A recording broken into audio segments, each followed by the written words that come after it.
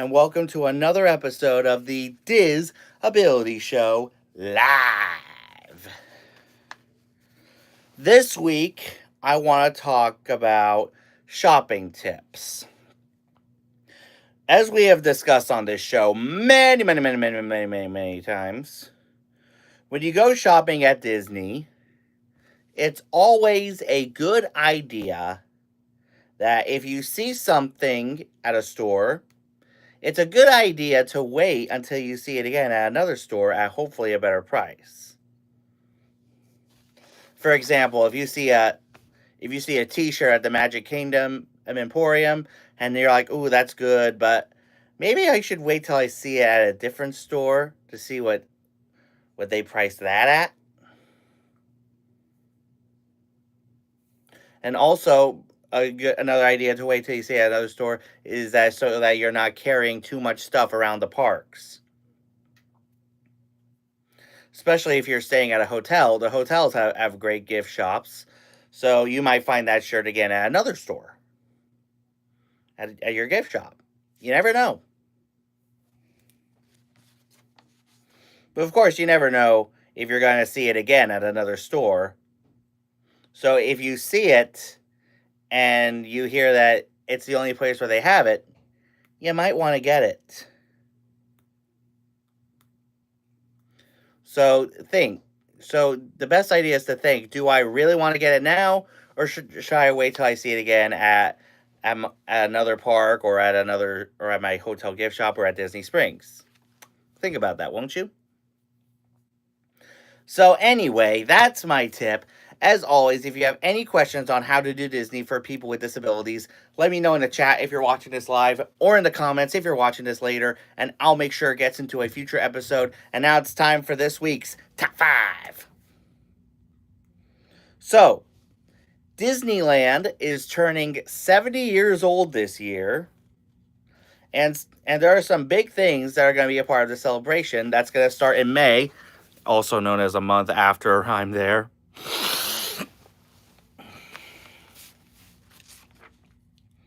So this week, we're going to cover my top 5 things for Disneyland 70.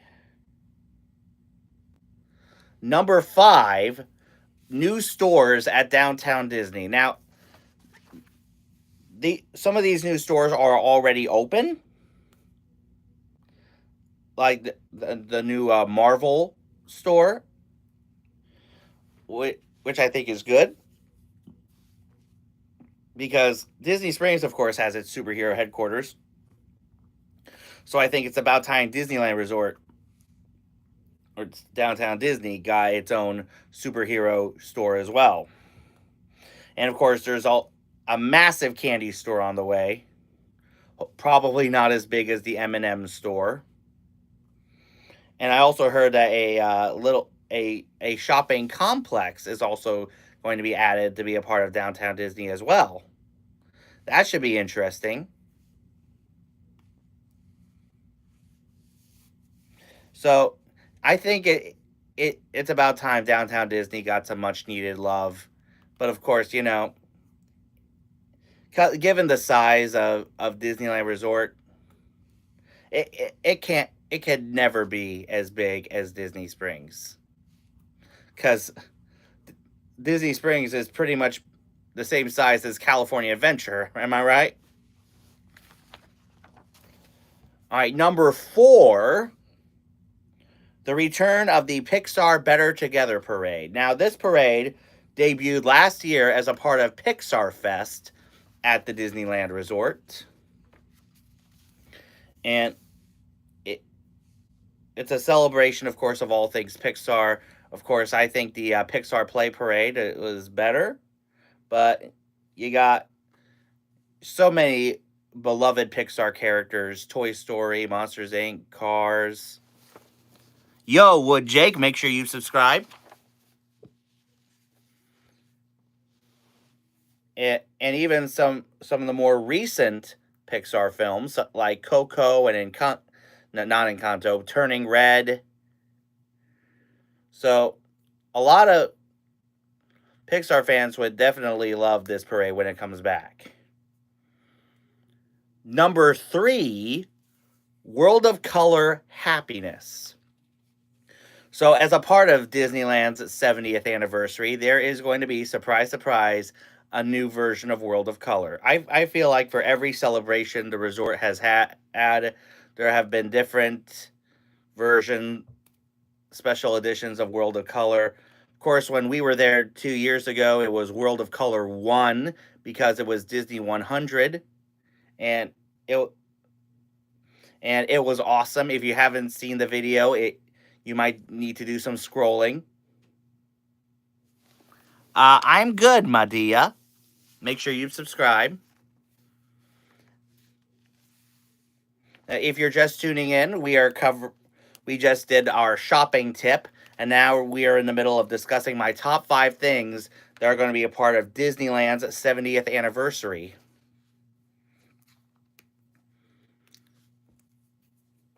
All right, number 2, the return of the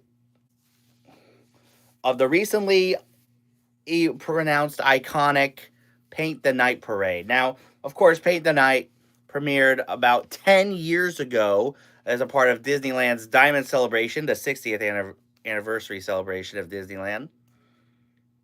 It makes sense that it's coming back this year. I mean, I've seen videos of it, and it's amazing.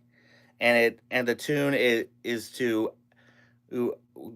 When Can I See You Again by Owl City, which I love Owl City. He, just like me, is a proud advocate for people with autism.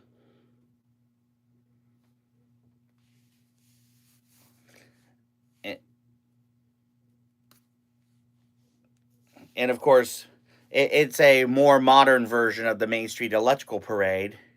And you got all these life-size puppets of Disney characters and these floats. My favorite, of course, is Mac from Cars.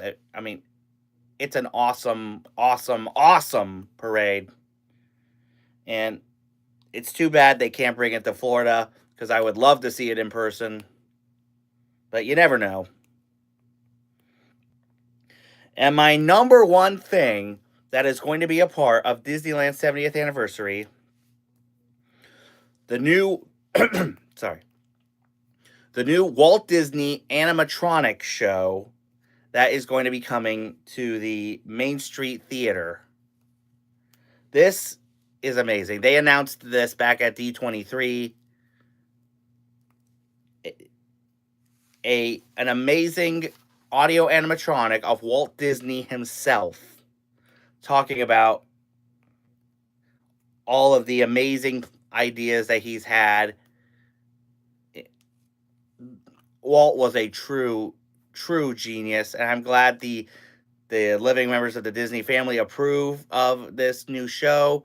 And I wish I could see this in person, because that would be an awesome video. The show will be rotating along with Great Moments with Mr. Lincoln. So I cannot wait to see videos or even see this show in person. Well, thank you for tuning in, Madia. All right. So anyway, let me know in the chat or in the comments what you're looking forward to for Disneyland's 70th anniversary. And now it is time for Diz or Dat. Now, on both coasts, the Mad Tea Party is a fun ride for all ages.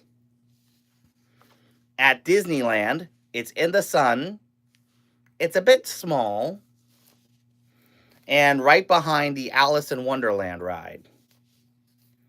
And at the Magic Kingdom, it's much bigger, under a canopy, and it's sort of in that little area laying between Fantasyland and Tomorrowland.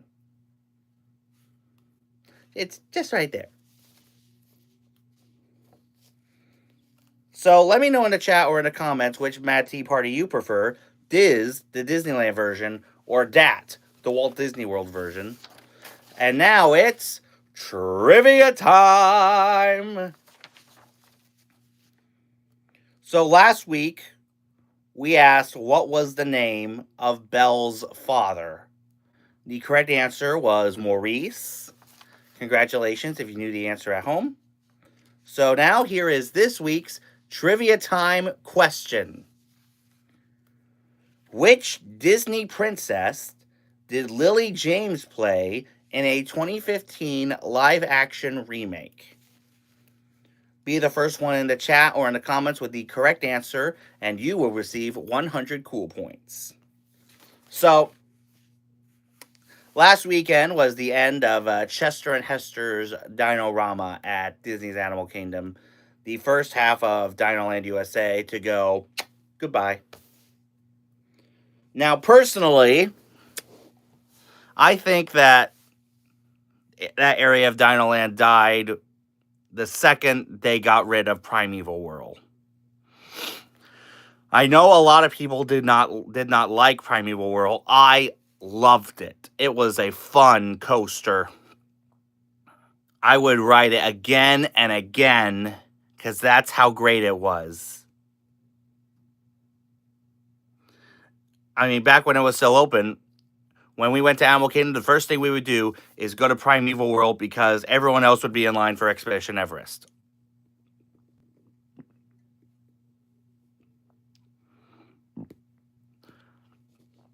So now that area is gone. The games are gone. Triceratops Spin is gone. But for the that's correct, Patricia Dawson. Cinderella. Wow, you are a reigning trivia champ, aren't you? That takes you up to 300 cool points for you now? That makes you 700 more cool points and you become a mod.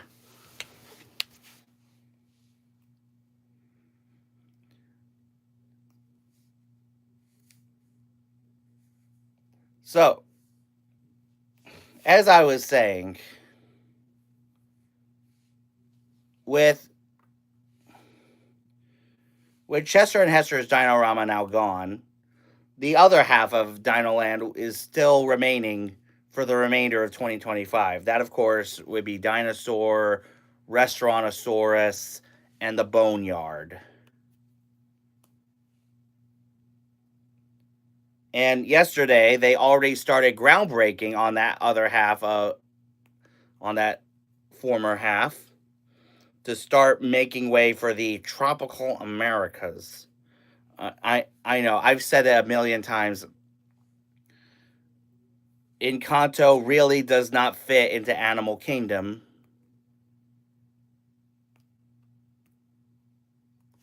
Hi, Chiaracelli. We're talking about Disney. That's what this channel is all about. So yesterday they started groundbreaking on that former area of Dinoland to start making way for the tropical Americas. I've said it many, many times. Encanto does not fit into Animal Kingdom. Just that at boy with who has the ability to talk to animals. That's the only connection Encanto has to Animal Kingdom. I'm sorry I keep repeating myself on that, but that's my opinion. I'm sticking to it. So I hope to have an opportunity, if not this coming February trip, but maybe sometime in the future, maybe in October, to hopefully ride Dinosaur one last time before it turns into an Indiana Jones ride, kind of like the one they have at Disneyland.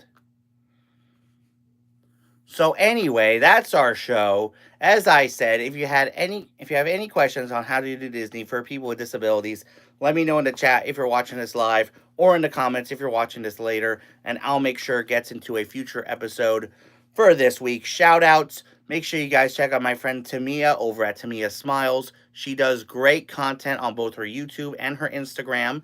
Definitely check her out. Also, make sure you guys check out my friend Amy over at Rockin' at Disney with Amy, or RAD for short. I hope she'll make more streams soon.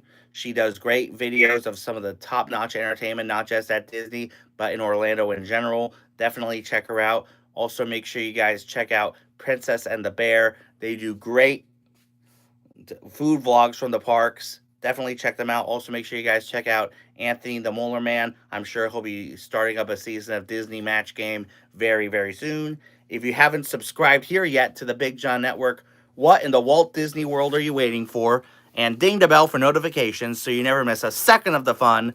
And until next time, Kwaherini.